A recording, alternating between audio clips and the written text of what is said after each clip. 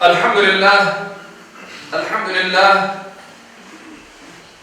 İnnel hamdelellahi nahmaduhu ve nesta'inuhu ve nestağfiruh. Ve na'udzu billahi min şururi enfusina ve min seyyiati a'malina. Men yehdihillahu fela mudille leh ve men yudlil fela hadiye leh. Neşhedü en la ilahe illallah vahdehu la şerike leh. ونشهد أن سيدنا وسندنا ومولانا محمدا عبده وحبيبه ورسوله أما بعد فيا عباد الله اتقوا الله وأطيعوا إن الله مع الذين اتقوا والذين هم محسنون قال الله تعالى في محكم كتابه الكريم بسم الله الرحمن الرحيم واعتصموا بحبل الله جميعا ولا تفرقوا واذكروا نعمة الله عليكم إذ كنتم أعداء فألف بين قلوبكم فأصبحتم بنعمته إخوانا صدق الله العظيم. Saygılı ve muhterem Müslümanlar, Müslüman ay takviminin ilki Muharrem ayıdır. Muharrem'in 10. gününe de Aşur günü depaydalar.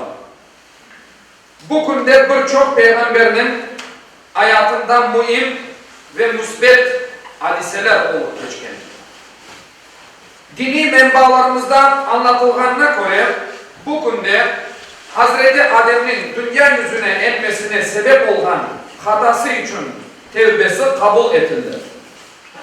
Hazreti Nuh gemisi Cudi dağına oturdu. Hazreti Yunus büyük balıkların kursağından tutuldu. Hazreti Musa ve Hazreti İsa doğuldular. Hazreti Musa ve milleti Firavun'un zulmünden tutuldular. Hazreti Yakup oğlu olan Hazreti Yusuf'a kavuştu. Bu sebepten Aşur günü bütün dinlerde en son ve hak din olan İslam dininde de mühim bir yerge sahiptir. İbn Abbas'tan rivayet edilgenine göre sevimli Peygamberimiz Muhammed sallallahu aleyhi ve sellem Aşur gününde oraza tuttu ve oraza tutmaya tavsiye etti. Bundan da gayrı Muharrem ayının 9. gününü de orazalı geçirmeye öğütledi. Peygamberimiz Muhammed sallallahu aleyhi ve sellem bu günde tutulacak orazanı Ramazan ayından son tutulgan en faziletli oraza sayılganını ve geçken bir yılın günahlarına kefaret olacağını müjdeledi. Bu hadislerden anlaşılganı gibi Muharrem ayının 9. ve 10. günlerine orazanen geçirmek müstehaptır. Aziz ve muhterem Müslümanlar, hutbemizin giriş kısmında bildirgenimiz gibi pek çok peygamberin hayatından mühim ve müsbet bir yerge sahip olan Aşur günü İslam tarihinde Hazreti Peygamberimizin torunu Hazreti Hüseyin'in Kerbela'da şehit edilgeni bir gün olup da anılar. Tarihinin belli bir zamanında meydana gelgen ve bizlerge derinden tesir etken bu vakıya hakkında doğru düşünmek ve ibretler çıkarmak gerekir. Bu mesele yüreklerimizi yakar ve terenden incitar.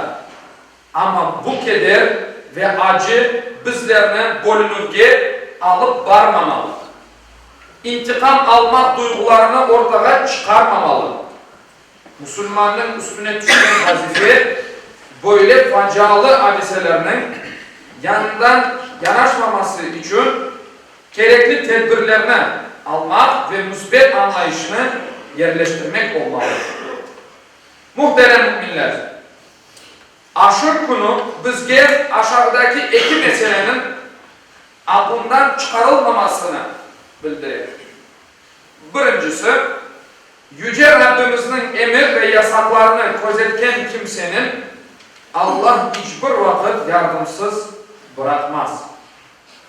İkincisi de Müslümanların arasında kırsetilgen fitnenin neticeleri evvelden beklenilmegen kolemde sıkıntılar doğurabilir. Üstümüzge düşken vazife yüce Rabbimizin emir ve yasaklarına uymak, böyle aramızdaki birlik ve beraberlikni, kardeşlikni, sevgi ve saygını en yüksek seviyede, en yüksek derecede tutmaktır. Hutbemde Ali İmran suresindeki 103. ayetin manasını bitireceğim. Allah Teala Kur'an'da diyor ki, hep beraber Allah'ın ipine, yani Allah'ın kitabına, Kur'an'a sımsıkı sarılınız. Parçalanıp bölünmeyiniz.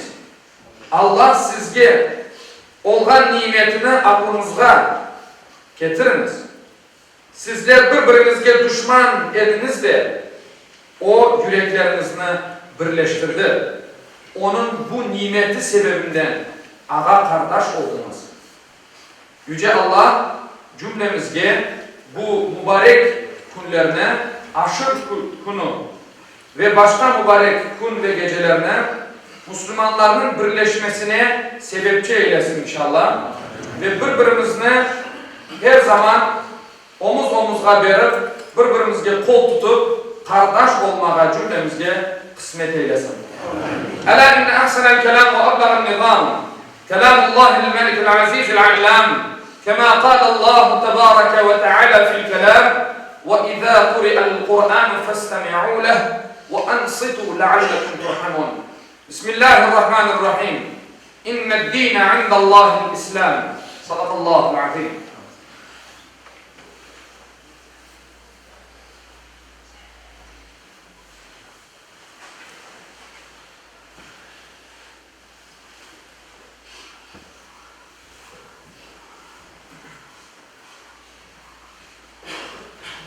الحمد لله حمدا كاملين والصلاة والسلام على رسولنا محمد وعلى آله وصحبه أجمعين تعظيما لنبيه وتكريما لفخامة شان شرف صفي فقال عز وجل من قائل مخبرا وآمرا إن الله وملائكته يصلون على النبي يا أيها الذين آمنوا صلوا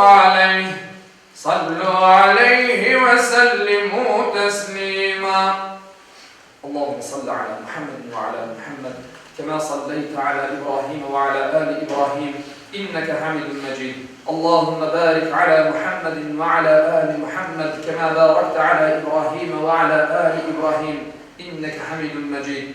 اللهم وارض عن الأربعة الخلفاء سيدنا أبي بكر وعمر وعثمان وعلي ذوي الصدق والوفاء وعن الأنصار والمهاجرين والتابعين إلى يوم الجزاء وعن كافة المؤمنين والمؤمنات والمسلمين والمسلمات الأحياء منهم والأموات بفضلك ورحمتك إنك سميع قريب مجيب الدعوات. عباد الله إن الله يأمر بالعدل والإحسان وإيتاء ذي القربى وينهى عن الفحشاء والمنكر والبغي يعظكم لعلكم تذكرون. Şüphesiz Allah adaletini, yaxşılık yapmakını ve soy sokka akrabaga yardım etmekini emir eder. Edepsizlik, fenalık, isyan edip zulüm etmekini de yasaklar. Tuşunup uymanız için sizlerge nasihat eder. Hayırlı cumalarınız olsun.